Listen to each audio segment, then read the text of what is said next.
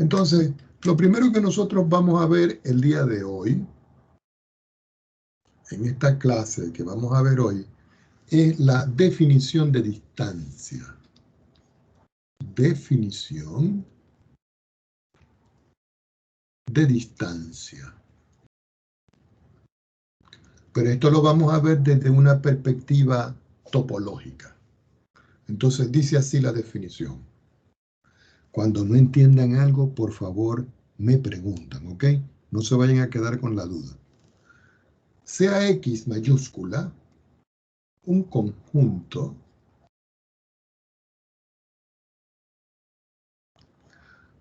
donde, Profesor, ¿sí? ¿está grabando la clase? Sí, déjenme ver. Sí, estoy grabando. Ya. Ok, definición de distancia. Sea X un conjunto, esta X es un X mayúscula, ¿ok? Donde D lo vamos a definir por la distancia, va a estar definida desde X por X hasta los reales. Cuando yo escribo X por X aquí, lo que me estoy refiriendo acá, de que esto que yo tengo acá es el conjunto de partida. Esto es una forma de escribir de que aquí van a haber elementos en un conjunto que pueden ser los X minúsculas y aquí los elementos que pueden ser los Y minúsculas. Estos son particiones. Es como cuando yo les digo, por ejemplo, que yo hago un intervalo de esta forma. Entonces le digo yo, bueno, en el intervalo voy a poner por acá el número 1 y por acá voy a poner el número 2. Resulta que ese intervalo es de la forma 1, 2. Entonces aquí yo puedo decir que ese intervalo es de la forma X por 1 por 2, porque estoy trabajando en este intervalo. Eso es más o menos la forma topológica de ver eso. Por eso le digo que vamos a ir con calma. Entonces D es una función que va de un espacio X por X al conjunto de los números reales. Se dice entonces que D, dos puntos, es una distancia. Y esa distancia también se le conoce como métrica. ¿Ok? Es una distancia o métrica que mide, vamos a decir así, la distancia que hay entre dos puntos que se pueden conseguir en un espacio. Entonces de aquí se desprenden unas propiedades. La primera propiedad que nosotros vamos a coincidir acá es que la distancia que hay desde XY siempre va a ser mayor o igual que 0. Ahora, será igual cuando X sea igual a Y, es decir, que coinciden los dos valores. Segundo, la distancia que hay desde un punto X a un punto Y va a ser igual a la distancia que hay desde un punto Y hasta un punto X. Es como si fuera conmutativa, lo cual es lógico, ¿no? Porque si yo, por ejemplo, yo vengo y les digo a ustedes, yo tengo acá una recta, y sobre la recta yo vengo y le voy a colocar, por decir algo aquí, un punto, y por aquí le voy a colocar un punto. Este punto yo lo llamo X1 y este punto yo lo llamo X2.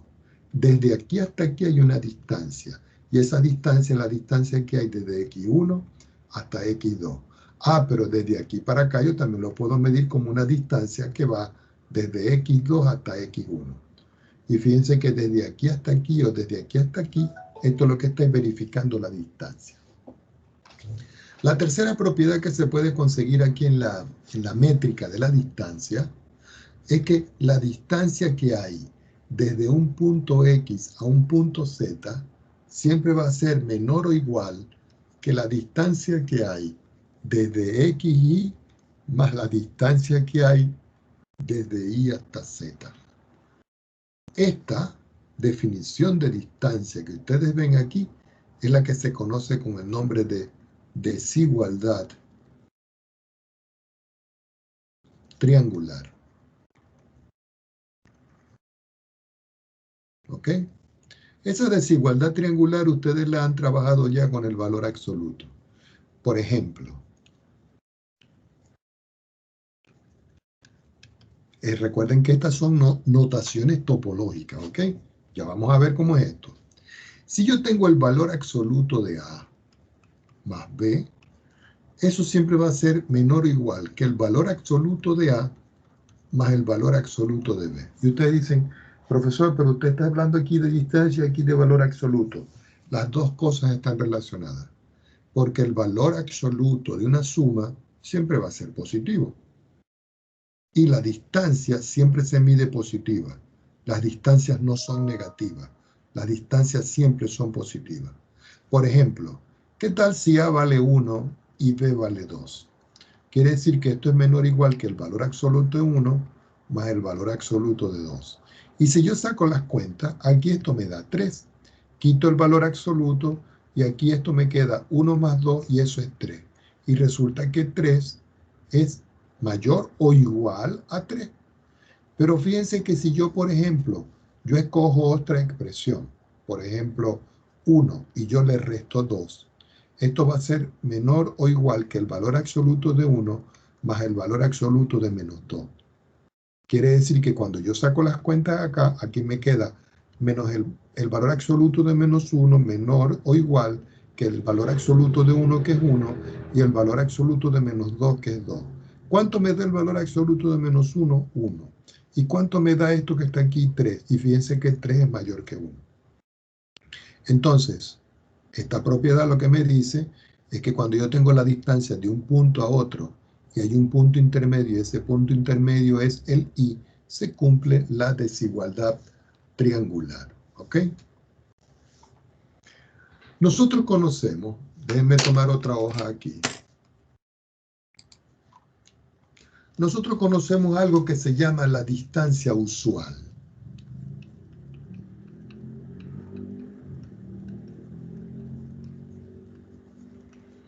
Y la distancia usual, vamos a subrayarlo acá, yo la puedo describir como la distancia que hay desde un punto X a un punto Y. Y eso no es nada más que el valor absoluto de X menos Y. ¿Ok?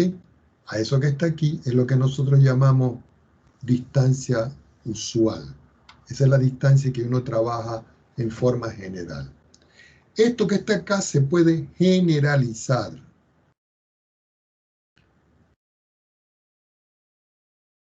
¿Y cómo se puede generalizar esto? De la siguiente manera. Voy a considerar un espacio Rn. Y ustedes dicen, profesor, ¿y qué es ese espacio Rn? Un espacio Rn dimensional. Es decir, que la dimensión es n. Nos salimos del espacio euclidio. Entonces, la distancia que hay desde un elemento en X, en Rn, que yo lo voy a llamar X flechita y Y flechita, es porque estos elementos se están comportando como vectores.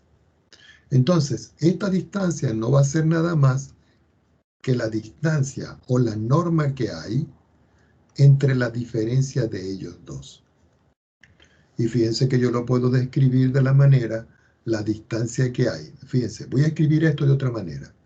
X1, X2, puntos suspensivos, Xn, que es el último elemento de esta... Ya va, déjame borrar aquí. Que es el último elemento de este que está acá. Esta coma es esta coma que está aquí. Voy a escribir otro paréntesis acá que sería este.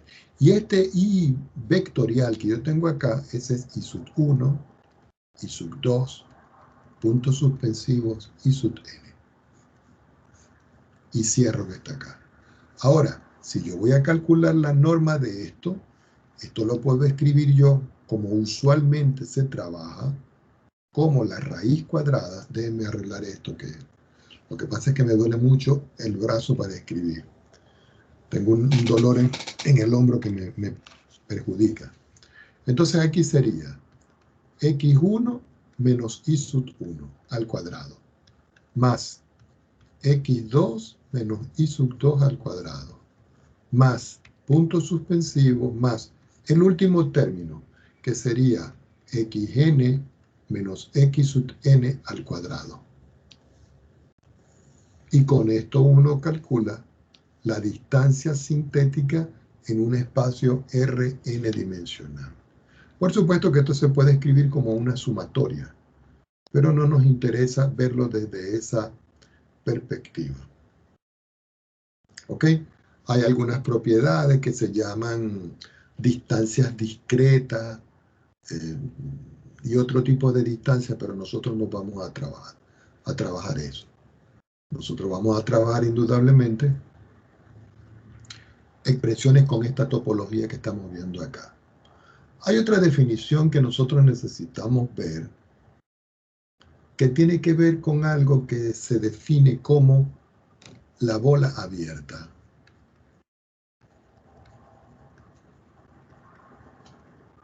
Y la subrayamos. Y ustedes dirán, profesor, pero la bola abierta, ¿a qué se refiere? Fíjense acá. Sí, abro un paréntesis, X mayúscula. Recuerden que X mayúscula es el conjunto que yo le había definido acá. Si XD, de la distancia usual con la cual estamos trabajando nosotros, es un espacio métrico, se llama bola abierta centrada en X minúscula que pertenece a X mayúscula y de radio un valor de épsilon mayor que 0, que es el conjunto, dos puntos, bola centrada en X de radio épsilon. Lo voy a repetir otra vez. Bola centrada en X de radio épsilon. Y está formado por todos los I, que son la segunda coordenada del conjunto, que pertenece al conjunto X grande, tal que la distancia que hay desde X hasta Y siempre es menor que el épsilon. Esto es lo que nosotros vamos a considerar como el conjunto de las bolas abiertas. Perdón. Como el conjunto de las bolas abiertas. De forma análoga,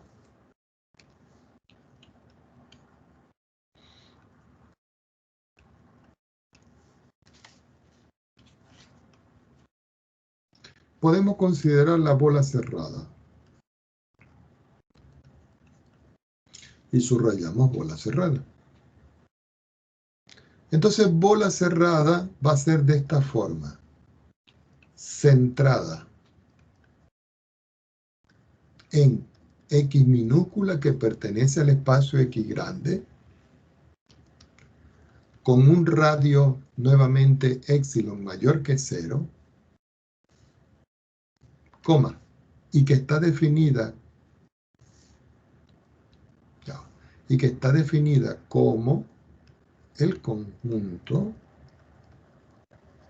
dos puntos. Entonces voy a definirlo aquí. Bola cerrada. La diferencia entre esta y esta es que esta lleva una rayita arriba. Centrada en X minúscula de radio E. Y va a estar formado por los mismos I que pertenecen a X mayúscula, dos puntos. Quiere decir tal que la distancia desde XY va a ser menor y esta vez igual al épsilon. Y ya tenemos la definición de lo que son bolas abiertas y bolas cerradas. Ustedes dirán, profesor, ¿y para qué nosotros vamos a utilizar esto? Cuando estemos trabajando con la definición de los límites y las continuidades. ¿Ok?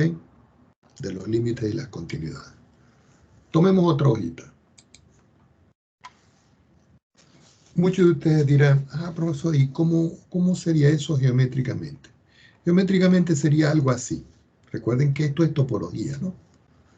Es como si yo les digo, bueno, yo tengo aquí un conjunto grande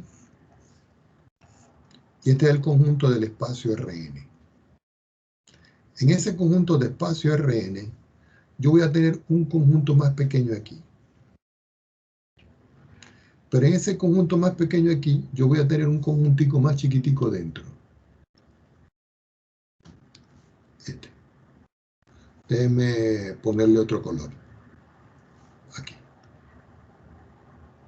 Resulta que esta bolita que está aquí va a ser para nosotros la bola abierta. Aquí hay un centro. Ya va, que está mal escrito aquí. Aquí hay un centro. Ese centro es este X que está acá. Y la distancia que hay desde aquí hasta aquí va a ser el épsilon. Es decir, que este es el radio, que es épsilon, y este es el centro, que es X. A este se le denomina bola abierta. Esto es una bola abierta. ¿Ok? Ahora ustedes dirán, ¿y cómo sería una bola cerrada, profesor? Bueno, vamos a hacerla en otro color para que ustedes visualicen. Una bola cerrada, en todo caso, sería una que nosotros podamos hacer aquí. Y fíjense que en esta estructura que nosotros estamos haciendo ahora, el centro es este. Y desde aquí hasta aquí también vale el épsilon. La diferencia entre esta bola y esta bola es que el borde no le pertenece. En cambio a este sí le pertenece. Si nosotros vamos a llevar esto de Rn a un espacio R1, eso sería una recta. Si nosotros lo vamos a interpretar como una recta, uno dice, yo puedo tener una recta aquí, que es la recta real de una dimensión. Entonces yo puedo establecer aquí un valor que yo puedo llamar x sub i, y yo puedo tener por acá otro valor que yo puedo llamar x sub i más 1. Bueno, resulta de que si yo establezco de que este conjunto es un conjunto abierto, es porque todos los elementos que están aquí dentro del conjunto conforman una bola abierta. Pero en cambio, si yo me pongo por acá y yo digo que este es i sub i y este que tengo yo acá es i sub i más 1, y aquí yo establezco de que el conjunto es cerrado, porque estoy trabajando con corchetes, es porque todos estos puntos que están acá pertenecen al conjunto cerrado. Fíjense que este punto aquí es este, y que este punto aquí es este, y que i sub i e i sub i más 1 pertenecen a este conjunto. Pero en este conjunto, este x sub i más 1 está fuera, no pertenece. Quiere decir que aquí en este caso, xi y xi más 1 no pertenecen a este conjunto. En cambio, estos sí pertenecen. Y esa es la, vamos a decirlo así, la diferencia que hay entre ellos dos. Preguntas al respecto para seguir avanzando.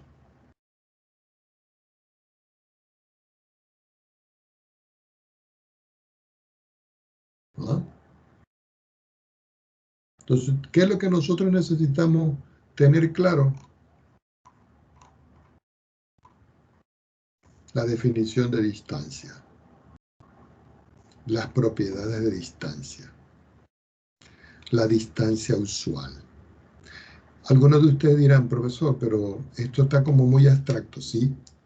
Porque la topología se trata de eso, de la abstracción de la matemática. Pero yo se lo voy a explicar de una manera más sencilla para que ustedes lo vean.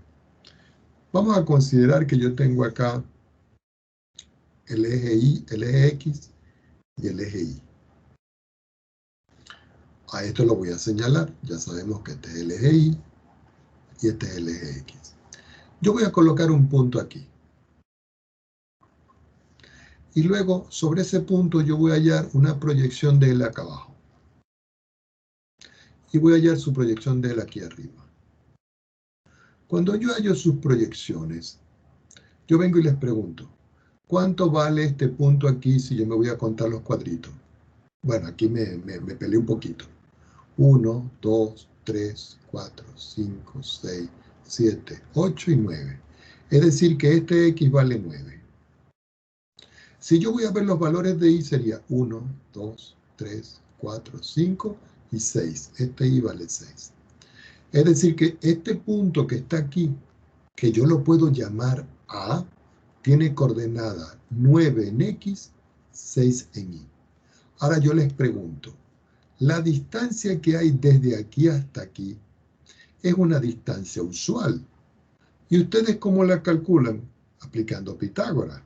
Entonces uno puede decir, ya, quiere decir que si yo a esto que está acá, yo le pongo coordenadas, y las coordenadas son 0 para X y 0 para Y, entonces yo puedo hallar la distancia que hay desde el origen de coordenadas que yo llamo O hasta el punto A que tiene coordenadas 9, 6.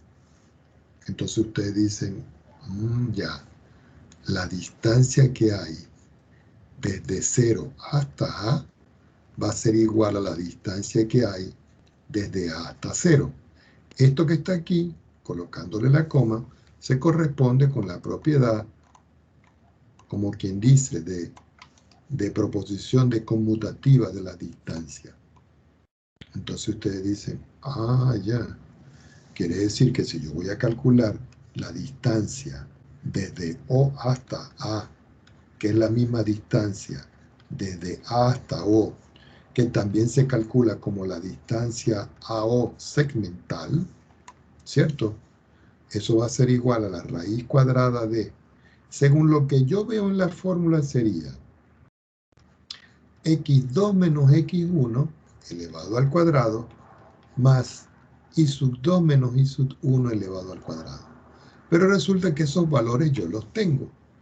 Así que yo puedo decir que esto va a ser x2, el valor que vale aquí, que es 9. Menos x1, el valor de x aquí, que es 0. Y todo eso elevado al cuadrado. Más y sub 2, que vale aquí 6, y sub 1, que vale 0. Entonces aquí sería 6 menos 0 elevado al cuadrado. Quiere decir que esto me da la raíz cuadrada de 9 menos 0 al cuadrado es 81. Y 6 menos 0 es 6 al cuadrado es 36. Quiere decir que finalmente la distancia vale la raíz cuadrada de 6, 1 son 7, 97.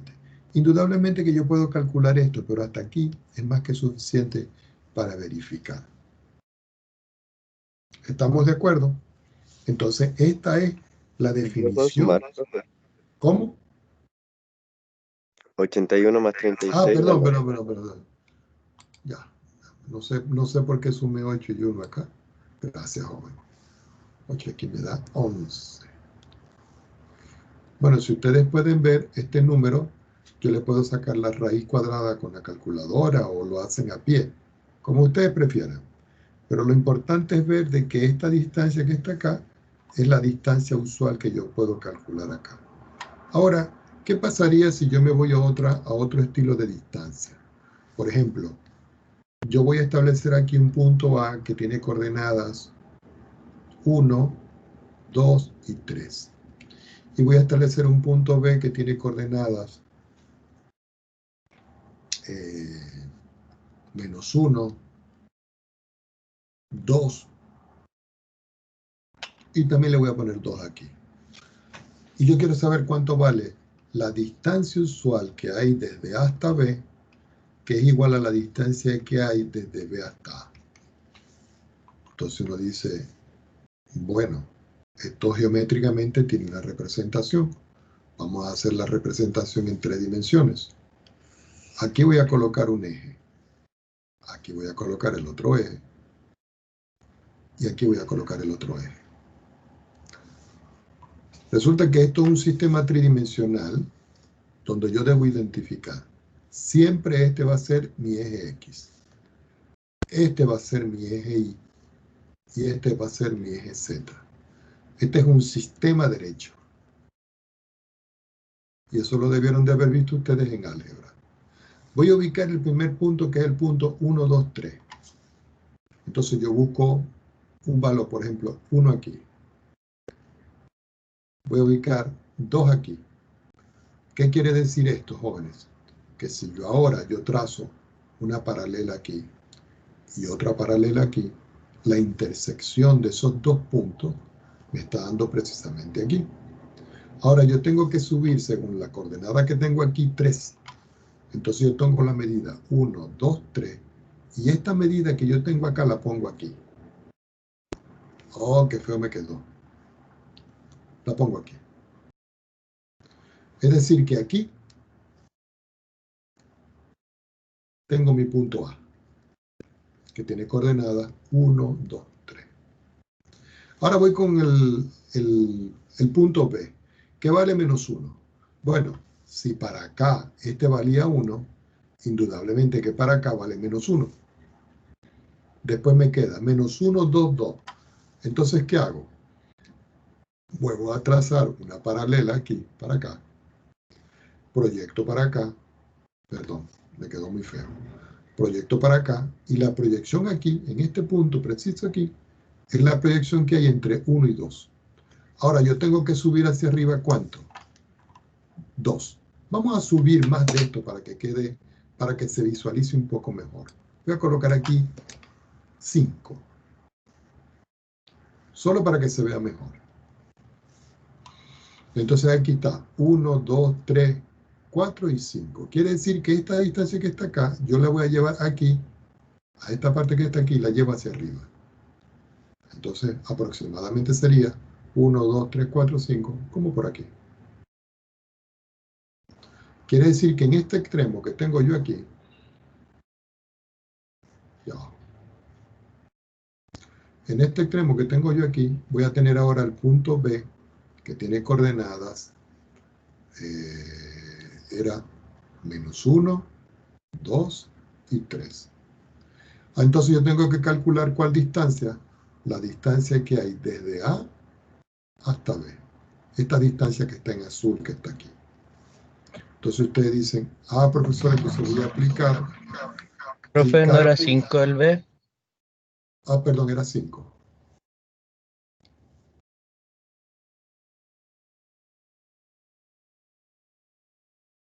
Ok. Entonces voy a aplicar la distancia usual. Entonces, la distancia que hay desde A hasta B va a ser entonces igual, la raíz cuadrada de. Escribimos la estructura de la fórmula. Déjenme pasar bien esta, que sería en todo caso x2 menos x1 al cuadrado, más y sub 2 menos y sub 1 al cuadrado, más z2 menos z1 al cuadrado. Y fíjense que esta fórmula es un poco más grande que la fórmula anterior, que era de 2 variables, y que se corresponde, y permítame subir un poco más arriba, con la generalidad de la distancia usual en el espacio Rn dimensional.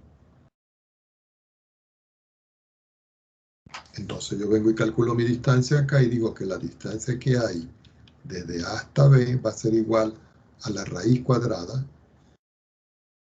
Miren, no estoy escribiendo bien porque me duele mucho el hombro. Discúlpenme. Y me es muy difícil escribir así. Me duele mucho, mucho el hombro. X2 menos X1. Bueno, ustedes vienen y identifican aquí, ¿no? Ustedes pueden decir aquí, desde A hasta B. A es el inicio, B es el final. Entonces pueden decir, este va a ser X2, este va a ser Y sub 2, este va a ser Z2. Este va a ser X1, este va a ser Y sub 1, y este va a ser Z1. Entonces sería menos 1, menos 1. Entonces aquí sería menos 1 elevado al cuadrado. Más Y sub 2 menos Y sub 1. Sería 2. ¿Y qué le resto aquí? 2. Sería 2 menos 2 elevado al cuadrado. Y por último, Z2 menos Z1. Sería 5 menos 3 elevado al cuadrado. Quiere decir que finalmente la distancia que hay desde A hasta B va a ser igual a la raíz cuadrada de menos 1 es 2 al cuadrado, eso es 4. Este me quedó 0. Y este me quedó 2 menos 3 es 2, a la 2 es 4.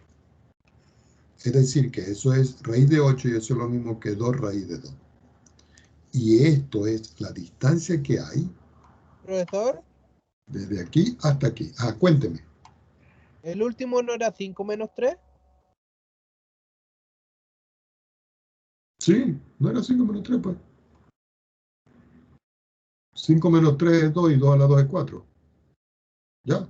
Ah, perdón. 4, 4 es 8 y 8 es 2 a la 3 y 2 a la 3 se descompone como 2 raíz de 3. ¿Listo? Bueno, entonces esta expresión que tengo yo aquí es como decir, miren, esto es como la parte introductoria de lo que es la parte de la topología. Hay otra parte que se llama los puntos, que son el punto interior,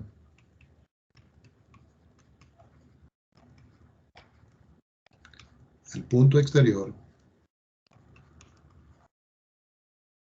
y el punto frontera.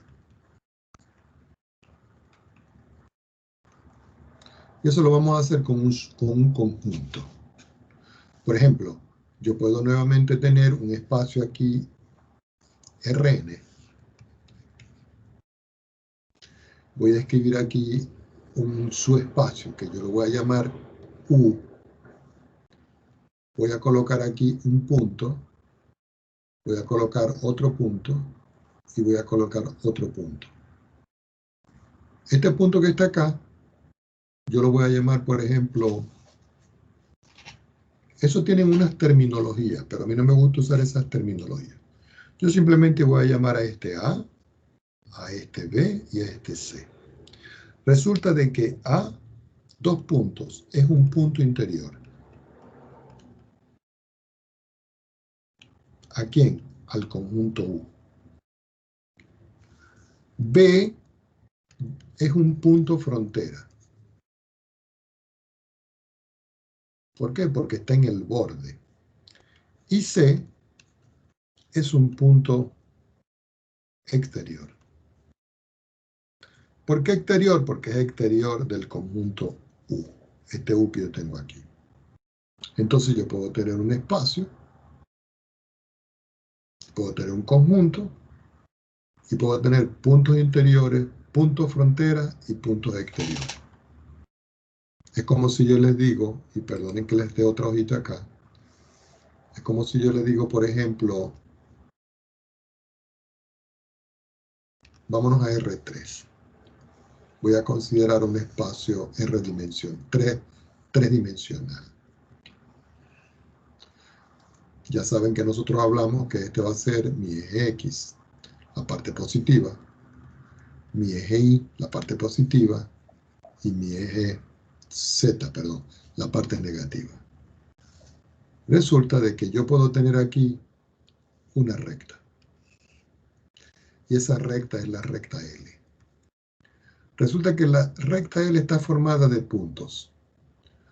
Si yo veo a L como un subconjunto, L como un subconjunto del espacio R3, porque estoy en un espacio de 3 dimensiones, y L es un espacio de R3, por ejemplo, si yo tomo un punto aquí, que lo voy a hacer aquí, el punto este que tengo yo aquí, que es el punto 0, 0, 0, este punto 0, 0, 0, 0,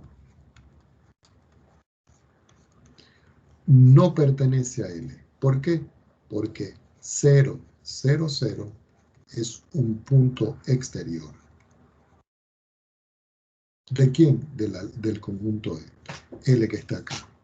Ahora, yo puedo tener un punto aquí, por ejemplo este, y yo lo voy a llamar A. Y le voy a colocar coordenadas X1, Y sub 1 y Z1. ¿Cuáles? No sé, no me importa. Pero aquí sí puedo ver de que el punto A de coordenada X1, Y sub 1 y Z1 sí pertenece a L. es decir, que es un punto interior. Ahora ustedes dirán, profesor, ¿y cuál sería su punto frontera?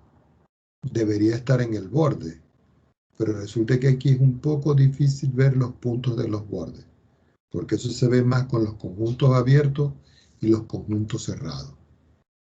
Es decir, que si yo, por ejemplo, ya va, me equivoqué aquí.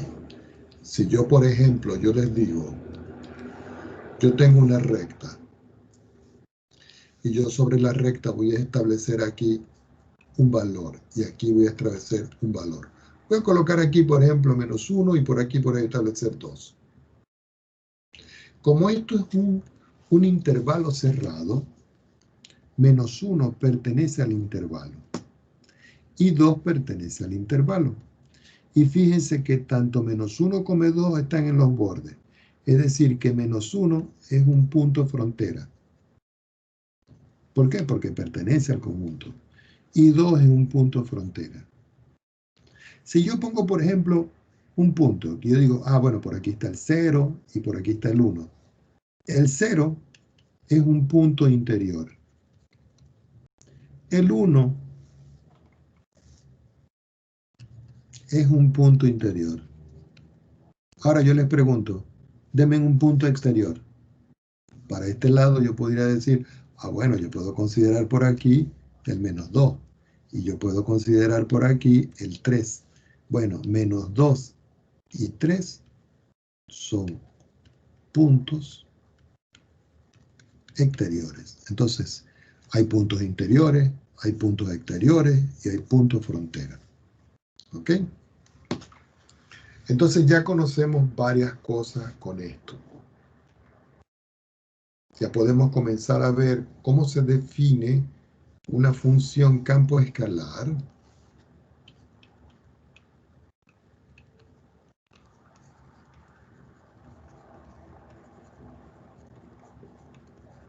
y una función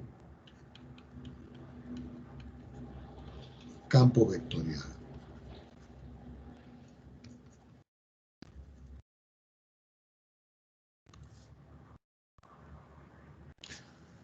Una función campo escalar es la que está definida en un dominio U que está incluido en un espacio Rn y que tiene como imagen R, es decir, que las imágenes son escalares.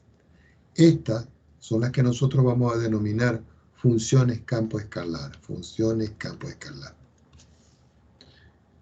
A las funciones vectoriales hay libros que aparecen F y le ponen una flechita arriba. Hay otros que no le ponen la flechita, simplemente le colocan F. Entonces está definido también de un espacio U que va de un espacio Rn, un subconjunto U que va de un espacio Rn a un espacio Rm. Estas son las que nosotros vamos a llamar funciones campo vectorial. Es decir que las imágenes de F minúscula son escalares. De ahí el nombre de función campo escalar. Pero en cambio, las imágenes de F mayúscula son vectores. Por eso, a esta que está acá se le llama función campo vectorial. Tomemos otro ojito para que veamos. Ustedes dirán, profesor, ¿y cómo se hace para estudiar funciones de este tipo? Pues resulta que nosotros solo vamos a trabajar en la parte de dominio y rango en R3. Pero cuando estemos en las derivadas parciales vamos a trabajar con derivadas n-dimensionales, ¿ok? Pero con las funciones, normalmente con funciones en R3. Entonces ahora ustedes dirían, ¿cómo vamos a definir las funciones en R3? Son funciones de esta forma. Vamos a ver. ¿Cómo? F está definido de un subconjunto U, incluido de R2 hasta R, esto va a implicar de que la gráfica de F está en R3. ¿Qué quiere decir esto? Que el F yo se lo voy a aplicar a dos coordenadas X y que están en R2 y eso me va a dar como imagen el Z. Entonces esta va a ser la forma usual de nosotros describir funciones campo escalar. Entonces ustedes dirán, profesor, ¿y esas funciones campo escalar cómo se grafican, cómo se describen? Bueno, para eso nosotros necesitamos primero hacer un pequeño repaso de superficies en 3 dimensiones. En la superficie de 3 dimensiones vamos a estudiar lo que son las cuádricas. Vamos a escribirlo mejor aquí, superficies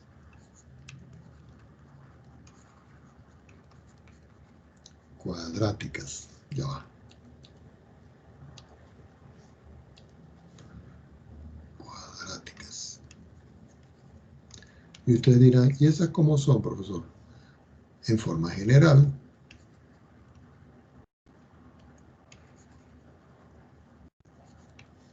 son las que son de la forma ax cuadrado más by cuadrado más cz cuadrado más abc más dx más ei es fz de ef más g igual a 0. Donde donde x, y z son las variables y el resto son coeficientes. ¿Ok? Y esto es lo que nosotros necesitamos primero para poder estudiar las funciones campo escalar. ¿Ok? La primera superficie cuadrática que nosotros vamos a estudiar se llama elipsoide.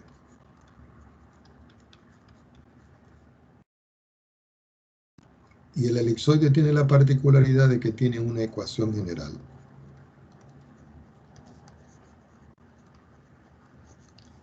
Esa ecuación general es de la forma x al cuadrado sobre a al cuadrado más y al cuadrado sobre b al cuadrado más z al cuadrado sobre c al cuadrado igual a 1.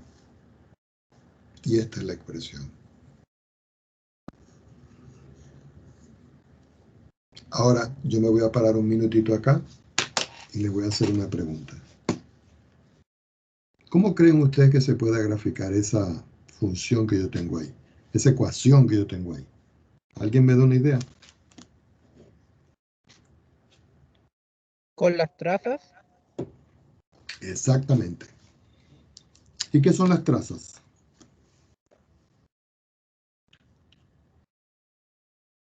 Ajá. ¿Qué son las trazas? Son líneas que se pueden dibujar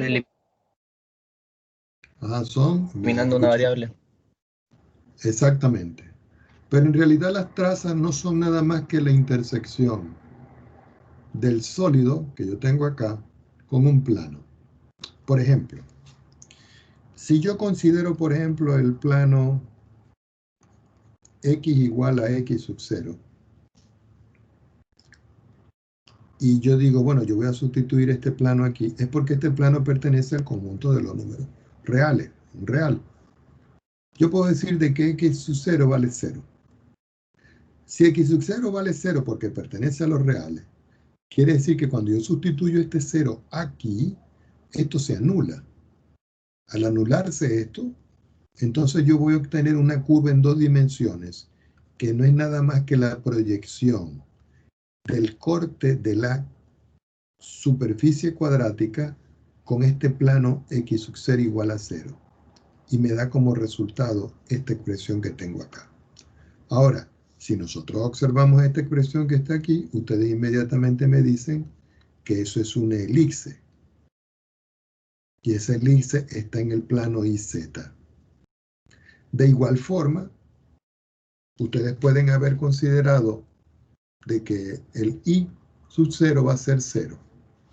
Quiere decir que cuando yo sustituyo, me va a quedar una proyección en el plano XY, XZ, donde me quedaría x cuadrado sobre a al cuadrado más z al cuadrado sobre c al cuadrado igual a 1. Y esto que está aquí también representa otra elipse. De igual forma, tomo otra hoja. Muchos de ustedes dirían, profesor, y si z sub 0 es igual a 0, entonces lo que me queda es x cuadrado más a cuadrado más y cuadrado sobre b cuadrado igual a 1, y eso que está aquí sigue siendo una elipse. Ahora, la diferencia que hay entre estas tres elipses es que esta elipse está en el plano IZ, que esta elipse está en el plano XZ y que esta elipse está en el plano XY. Si nosotros dibujamos un sistema referencial de 3 dimensiones, y lo voy a hacer sistema derecho incompleto, es decir, un sistema derecho que solo está en el primer octante. Y yo dibujo aquí, y yo dibujo acá. Yo vengo, esto como si fuera la esquina de mi casa, la esquina de una de sus casas.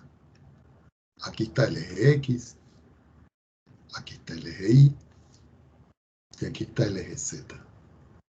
Pues resulta que el plano que está aquí abajo, donde yo estoy colocando los puntitos, este plano que yo tengo aquí es el plano XY. El plano donde yo estoy colocando los puntos rojos va a ser el plano IZ. Y el plano donde yo estoy colocando estos puntos verdes es el plano XZ. Es decir, XY es mi piso, YZ es una pared y XZ es otra pared. Entonces, ¿qué es lo que tengo que hacer yo? Proyectar esto en los puntos específicos o los planos específicos que yo tengo acá. Ahora, ¿cómo se hace eso? Uno puede utilizar GeoGebra, pero yo primero les voy a enseñar la manera usual de hacerlo a mano y luego nosotros nos vamos a apoyar en GeoGebra. Fíjense algo. Resulta que la ecuación que yo les estoy dando tiene la forma x al cuadrado sobre a al cuadrado más y al cuadrado sobre b al cuadrado más z al cuadrado sobre z al cuadrado igual a 1. ¿Cuánto vale a, b y c? No lo sé. Es decir, que nosotros vamos a considerar ciertos valores para poder hacer esto. Entonces, fíjense qué es lo que vamos a hacer nosotros. Lo primero que voy a hacer es que voy a trazar aquí una línea. Esta línea que estoy dibujando aquí va a ser mi eje Y. Ahora voy a dibujar una por el centro. Y esta línea que yo estoy dibujando aquí va a ser mi eje Z. Luego voy a dibujar otra por aquí. Y esta va a ser mi eje X. Los voy a identificar. Este es mi eje X. Este es mi eje Y. Y este es mi eje Z. De aquí para acá es positivo. De aquí para acá es negativo. Aquí es positivo, aquí es negativo. Entonces, lo primero que voy a hacer yo es que voy a trabajar en el sistema frontal IZ, en este. Resulta que en el IZ, que es el rojo que está acá, se está formando una elipse. Y como ustedes recuerdan, por media, si yo tengo una elipse, B y C son los semiejes. Yo voy a considerar de que B es mayor que C. Es una consideración, B mayor que C. Si B es mayor que C, Es porque yo puedo establecer, por ejemplo, aquí un valor. 1, 2, 3, 4, 5, 6. 1, 2, 3, 4, 5, 6 aquí. Es decir, que la coordenada esta que yo tengo acá es 0, B, 0. Y esta que está acá sería 0, menos B, 0. Y ahora yo voy a establecer una coordenada para C, recordando que B es mayor que C. Bueno, voy a considerar, por ejemplo, qué sé yo, 3. Entonces digo 1, 2, 3, aquí. Y la voy a poner en rojo aquí. Quiere decir que esta coordenada vale 0, 0 y C. Y de igual forma, 1, 2, 3, aquí. Esta vale 0, 0, menos C. Voy a ver si puedo trazarlo bien, porque aquí no es muy fácil de hacer el trazado de esta curva. Es más fácil si yo lo hago en un pizarrón. Voy a trazar la curva para que ustedes vean cómo se está formando la elipse. No me quedó muy bien, pero ahí vamos. Pudiéramos echarle una borradita aquí.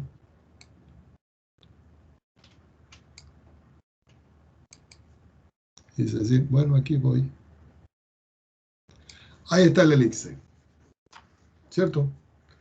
Ahora, resulta de que nosotros habíamos dicho de que B era mayor que C. Bueno, yo voy a considerar ahora que C es mayor que A, para que quede por aquí. Y lo vamos a colocar en azul. Es decir, que por aquí va a haber un punto, y por aquí va a haber un punto.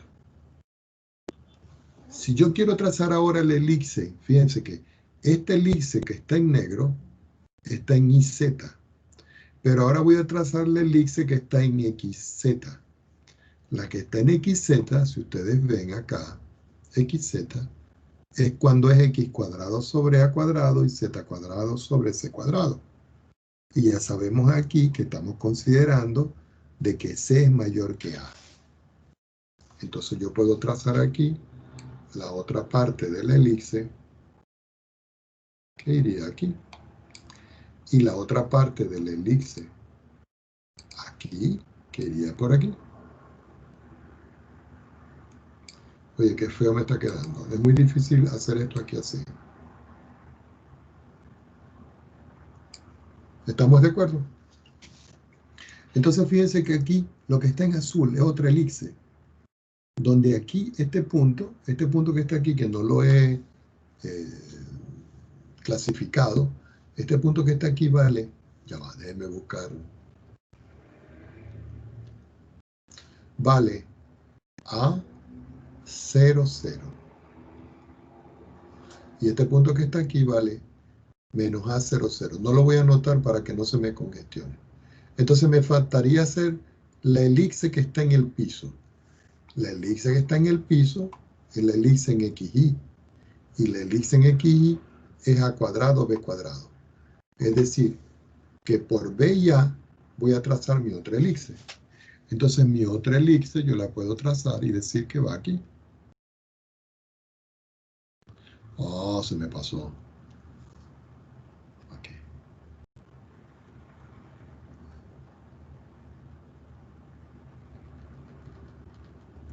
Y si ustedes pueden visualizar, esto que parece, no sé, un pepino, no sé qué puede ser. Esto que está acá es lo que nosotros vamos a conocer como elipsoide.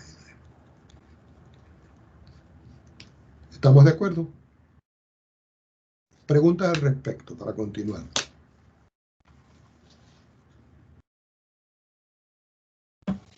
Profe, ¿Sí?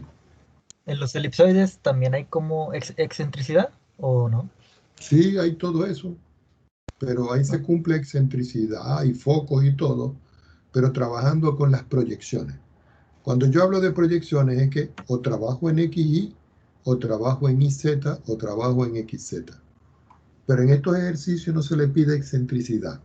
En estos ejemplos lo que se le va a pedir es cuál es el dominio, cuál es el rango, cuáles son los planos tangentes, cuáles son las normales, cuál es su volumen, cuál es su área, aplicando integración múltiple y derivadas parciales. ¿Qué otra pregunta tiene al respecto?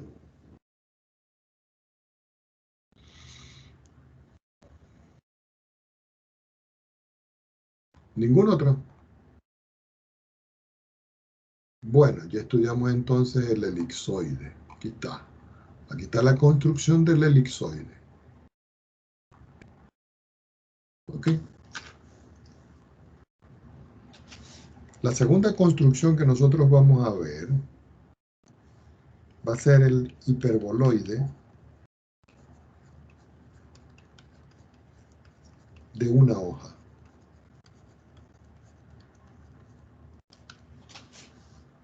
Miren, todas estas gráficas están en los libros, pero los libros no dicen cómo hacerlas. Yo les estoy mostrando cómo las estamos haciendo. Este hiperboloide tiene una forma de una ecuación general. Y la ecuación es de la forma x cuadrado sobre a al cuadrado más y al cuadrado sobre b al cuadrado menos z al cuadrado sobre c al cuadrado igual a 1. Si nosotros podemos ver esta ecuación y la ecuación anterior se parecen mucho. Lo que pasa es que en el elipsoide aquí es positivo y en el hiperboloide de una hoja aquí es negativo. Entonces una forma es trabajando como las trazas, como dijo el joven al principio. Voy a trabajar con la traza z sub 0 igual a 0. Quiere decir que voy a trabajar en la proyección del plano XY, lo que me queda. Eso implica que voy a obtener la curva al cuadrado, x al cuadrado sobre al cuadrado, más y al cuadrado sobre b al cuadrado igual a 1. ¿Y eso qué representa? Una elipse. De igual forma, voy a considerar ahora y sub 0 igual a 0. Quiere decir que cuando yo anulo, voy a quedar en el plano proyección XZ. Cuando estoy en el plano proyección XZ, me va a quedar x al cuadrado sobre a al cuadrado menos z al cuadrado sobre c al cuadrado igual a 1. Pero ya esto no es una elipse, esto es una hipérbola. ¿Ok? Necesito otra hoja. Ya trabajé con z0, con y0, ahora voy a trabajar con x sub 0 igual a 0. Quiere decir que voy a trabajar en las variables que me quedan en iz. Es decir, que este es el plano proyección. Así que me va a quedar que esto es de la forma y al cuadrado sobre b al cuadrado menos z cuadrado sobre c al cuadrado igual a 1. ¿Y eso qué representa? Otra hipérbola. Si ustedes pueden ver, cuando yo tuve en el primer caso aquí, todas las trazas del elipsoide fueron elipses. Pero aquí las trazas proyecciones son una elipse y dos hipérbolas. ¿Cómo se hace la gráfica de esto? De igual forma, yo me voy a un sistema referencial de 2 dimensiones. Perdón, de 3 dimensiones. Ubico, voy a subir un poquito más. Estamos bien. Ubico el eje Y y ubico el eje Z. Y por aquí, con una inclinación, voy a ubicar el eje X. Lo identifico. Este es mi eje X, este es mi eje Y y este es mi eje Z. Entonces yo vengo y digo, ¿dónde debo dibujar? Recuerden que yo siempre les digo a ustedes que traten de dibujar siempre en el frontal. El frontal es el IZ, el que yo tengo acá. Si nosotros vemos el frontal, esto es una hipérbola. Entonces, ¿cómo yo puedo reconocer la hipérbola si yo necesito los vértices para poder trazar las asíntotas? No lo vamos a hacer de esta manera, lo vamos a hacer de la siguiente forma. Oído a lo que voy a decir. Si nosotros vemos esta ecuación, el signo negativo es precedente a Z. Quiere decir que Z va a ser mi eje de simetría. Y La simetría con respecto a Y va a estar referenciada en el eje Y, cortando en B y en menos B. Esa es la forma en que nosotros lo vamos a identificar. Quiere decir que de una manera, digamos así, alegre, yo puedo escoger un valor de B por aquí. Y puedo escoger otro valor de B, creo que como por aquí. Es decir, que este es B, ya saben que este es de la forma 0, B0, y este que está acá es de la forma 0 menos B0. Entonces ustedes dicen, profesor, ¿cómo es el asunto de la simetría? Que la variable que tenga el signo negativo va a ser, vamos a decir, el punto simétrico de la hipérbola. Como yo no sé cómo voy a trazar la hipérbola, yo la voy a trazar más o menos en forma general. Entonces yo voy a ubicar un punto aquí, y ubicar un punto aquí, más o menos. Voy a ubicar un punto aquí, voy a ubicar un punto aquí. Y voy a trazar una hipérbola. Vamos a ver cómo me sale esta hipérbola. La voy a trazar aquí. Y voy a trazar otra aquí. No, debería ser aquí. Para ver. Lo que pasa es que no conseguí bien los ejes. Debería ser como... Vamos a ver. 1, 2, 3, 4, 5. 1, 2, 3, 4, 5. Sí, más o menos como por aquí. Lo voy a hacer un poquito más acá porque me trasladé un poquito. Entonces la otra hipérbola sería como por aquí.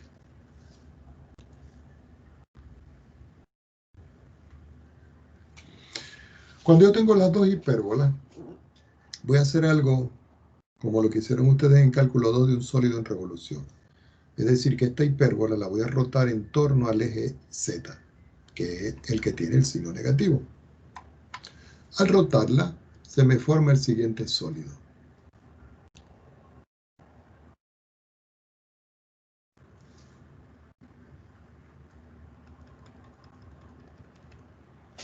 Y ahora yo voy a trazar aquí una paralela. Uy, qué feo. Voy a trazar una paralela aquí a este eje. Y voy a trazar otra paralela aquí a este eje. Ahora, yo voy a ubicar los puntos en A. Y ustedes dicen, ¿cómo que ubicar los puntos en A? Me explico. Si nosotros vemos en el plano XY, aquí se está formando una elipse, donde hay un semieje A y un semieje B. Voy a considerar aquí que B es mayor que A. Entonces voy a colocar, por ejemplo, por decir algo, un punto en A aquí y un punto menos A por aquí. Ahora, si nosotros visualizamos, yo estoy ahora aquí en el plano XZ. Y si nosotros vemos el plano XZ, tengo otra hipérbola. Entonces vamos a construir otra hipérbola aquí. Vamos a ver cómo me sale esta hipérbola aquí. Voy a considerar de que la hipérbola pasa por aquí. No se crean que no es fácil dibujar con esto así. Otra hipérbola aquí. Y voy a considerar la otra parte de la hipérbola aquí. Si yo trazo, me pasé un poquito, pero no importa. Vamos a quitar esto aquí. Si yo trazo ahora una paralela aquí.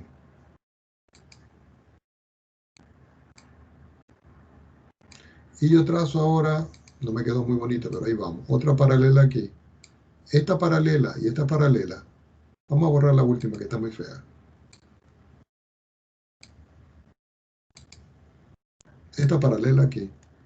Esas paralelas son paralelas a esta.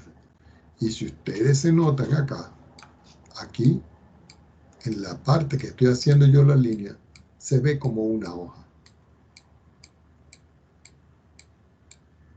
Por eso esto se le llama hiperboloide de una hoja.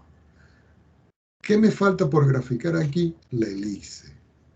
Pero la elipse yo la puedo graficar aquí.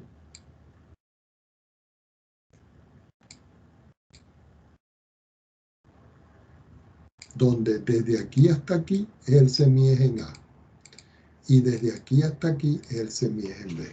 Y aquí tenemos la figura del hiperboloide de una hoja.